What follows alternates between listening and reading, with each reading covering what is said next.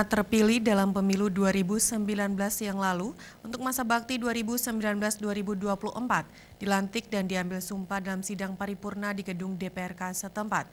Proses pengambilan sumpah dan janji dilakukan oleh Ketua Pengadilan Negeri Takengon.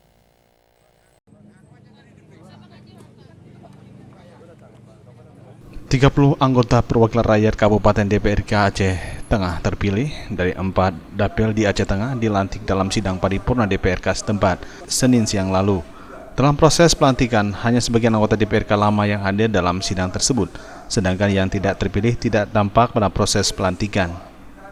Dari 30 kursi anggota DPRK Aceh Tengah, PDIP memperoleh 5 kursi, Gerindra 4 kursi, Golkar 4 kursi, Nasdem 3 kursi, Demokrat 3 kursi, PKB 2 kursi, PKS 2 kursi, P3 2 kursi, dan PAN 2 kursi.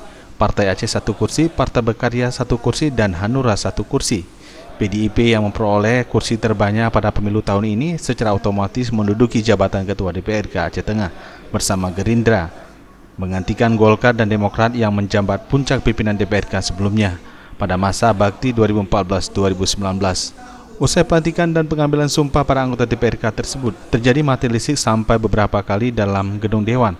Salah seorang mahasiswa Aceh Tengah, Agustianto, berharap kepada anggota Dewan yang baru dilantik agar menaikkan apa yang dijanjikan pada masyarakat saat berkampanye lalu dan bukan menduduki di dalam parlemen dengan menggoyang kaki di kursi Dewan.